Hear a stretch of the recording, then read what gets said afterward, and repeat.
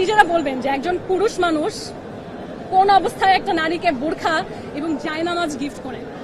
নিশ্চয়ই তার সাথে কোনো খারাপ কুসম্পর্কে এটা সম্ভব না। আপনি একজন মুসলিম হয়ে, উনি একজন সৌদি রাষ্ট্রদূত, উনি মানুষকে হজ ভিসা দান করেন এবং আমার বলাতে উনি একজন অপরিচিত মানুষ যিনি কোটা বৈষম্যের কারণে হজে যেতে পারছিল না, তাকে রমজানে সাহায্য করেছে হজ করার জন্য। সেই মানুষ আমার মনে হয় না তার সাথে কুসম্পর্ক থাকলে তাকে জায়নামাজ গিফট করবে।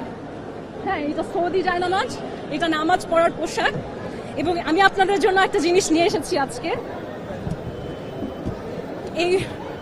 এটা বক্স, তবে আমি খেজুরও নিয়ে এসেছি, আপনারা মিলিয়ে দেখবেন। হ্যাঁ, এই বক্স হাতে নেওয়া ঈসার ছবি আছে। তিনি বিএনপিকে এবং বাংলাদেশের গুরুত্বপূর্ণ মানুষদেরকে এই উপহার দিয়েছেন, সৌদি বাদশার খেজুর। এটা কিন্তু আমি মনে চাইলেও কাউকে দিলাম সেরকম উপহার না, এটা আমার কাছে এসেছে বাংলাদেশের পররাষ্ট্র মন্ত্রণালয়ের ডিজি শফিকুরের মাধ্যমে, কারণ এটার জন্য অ্যাপ্রুভালের প্রয়োজন হয়। এটা সৌদি বাদশারা দেয় হচ্ছে একটা সৌজন্য, একটা গুরুত্বপূর্ণ ব্যক্তিদের জন্য।